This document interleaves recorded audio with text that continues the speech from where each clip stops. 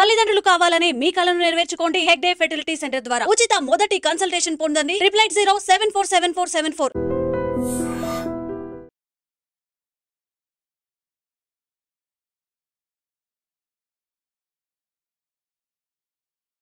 మేము చేయవలసిన కర్తవ్యాలు, మేము చేయవలసిన బాధ్యతలు మాకు ఉంటాయి కనుక దాన్ని మేము ఎప్పుడు కూడా అది కష్టం అని అనుకుంటే అనారోగ్యానికి దారితీస్తుంది, అది ఇష్టం అని అనుకుంటే ఆనందంగా ఉంటుంది.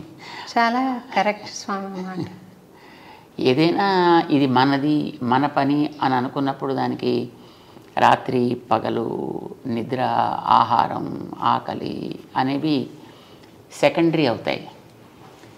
ఇది మనకేదో ఒక ఉద్యోగం, లేకపోతే ఏదో మనకు ఒక బాధ్యత మన ఎత్తి మీద పడింది, అబ్బా కొండ బరువు మోయాలి అని అనిపిస్తే మాత్రం అందులో ప్రతి క్షణం కూడా అది మనకి మానసికమైనటువంటి ఒక క్లేశాన్ని కలిగిస్తుంది.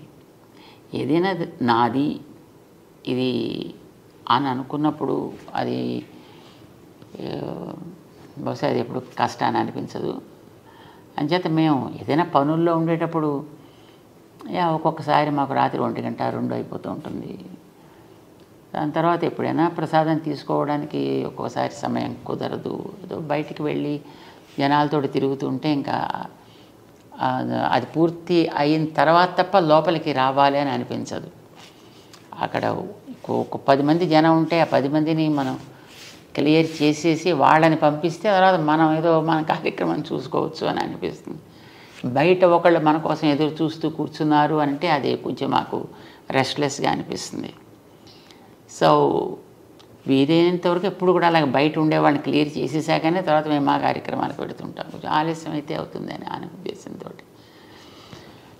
ఇది సహజంగా ఉండే ప్రేమ కలిగిన వాళ్ళకి అది అయ్యో కష్టం అని అనిపిస్తుంది, అది సహజం.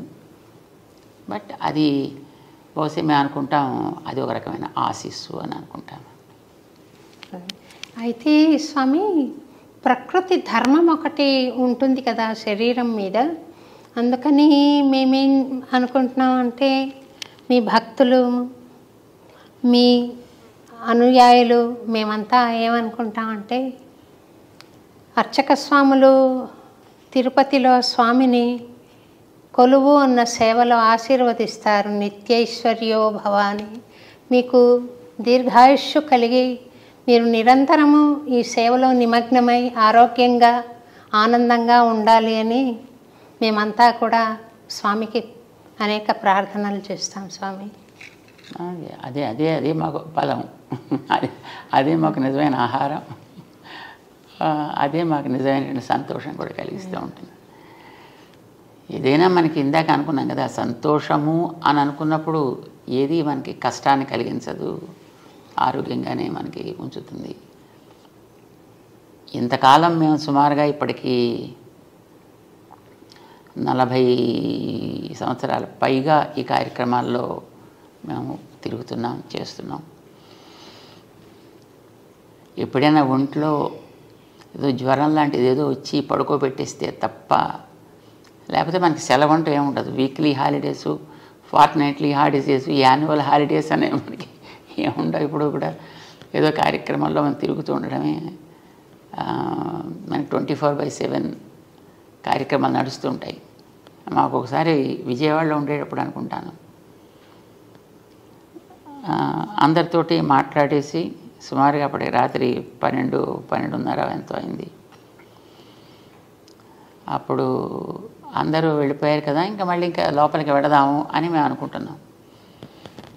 ఇంతలో అప్పటికి శ్రీశైలం దేవస్థానంలో వేద పండితులుగా ఉండేవారు ఒక ఆయన, విశ్వనాథ అవధాని అని, అధర్వవేద పండితులైన.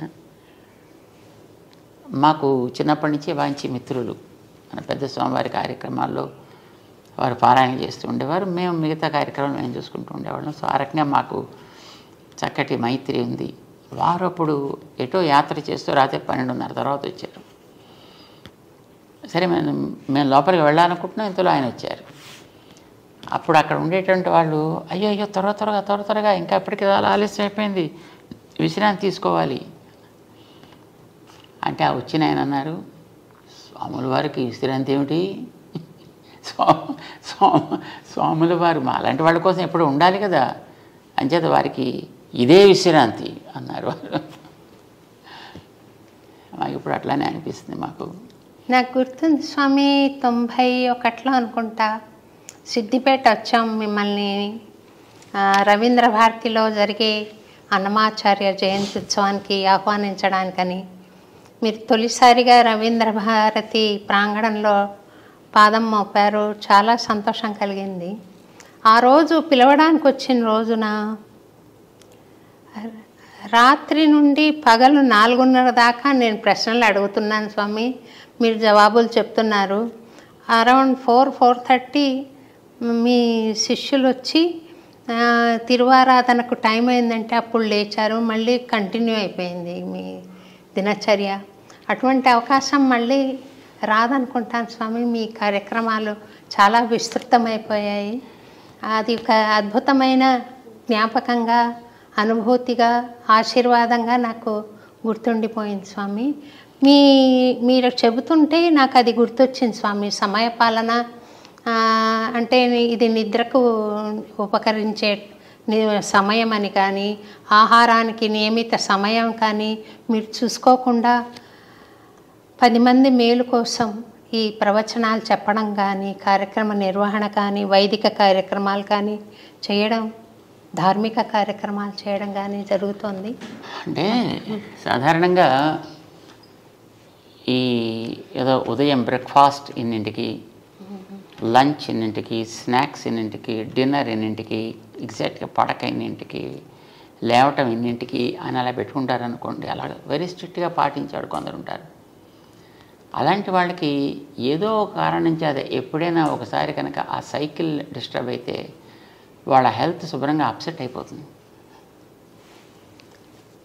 సో అప్పుడు మాలాంటి వాళ్ళకి అనుకోండి, మాకు ఇలాంటి వాటి వల్ల హెల్త్ అప్సెట్ అవ్వడం అనేటటువంటిది ఉండదు. ఎందుకంటే మాకు అన్టైమ్లీయే టైమ్లీ. ఎప్పుడు పడుకోవడం అనేది ఒక్కొక్కసారి మేము 3ంటికి పడుకుంటాం అనుకోండి, మళ్ళీ పొద్దున్న 5ంటికి కార్యక్రమం ఉందంటే మళ్ళీ మేము వెంటనే లేచి మళ్ళీ పరిగెట్టాల్సి వస్తుంది. సో అప్పుడు మరి నిద్ర ఎక్కడ పోతారు? బాడీకి నిద్ర కావాలి కదా. అంటే ఇలా మాట్లాడుతూనే ఒక్కోసారి నిద్రపోతుంటాం, నడుస్తూ నిద్రపోతుంటాం. మీకు ఏదైనా యోగ సూక్ష్మం తెలుసేమో అని నేను అనుకుంటున్నాను స్వామి. మనకంటూ ఏది ఉండదు అని అనుకోవడం యోగ సూక్ష్మం. మనం ఉండేది సమాజం కోసం. సమాజం అనేది దైవ స్వరూపం అని మేము భావిస్తాం. భగవంతుడి యొక్క దివ్యమంగళ విగ్రహమే ఈ సమాజం అంతా, ఈ ప్రపంచం అంతా. మనం దాంట్లో ఉన్నాము అని అంటే మనం భగవంతుడి కోసం ఉన్నామని అర్థం. మనం దాంట్లో పనిచేస్తున్నాం అంటే భగవంతుడి సేవలో ఉన్నాము అని అర్థం. సో అల్టిమేట్లీ ఎప్పుడైనా చేరాల్సింది అక్కడికే కదా. అది మనం ఇక్కడ ఉండగా చేయగలుగుతున్నాము అనే భావన మనకు కలిగితే I think that becomes a very, very tremendous yoga. That itself is a great yoga.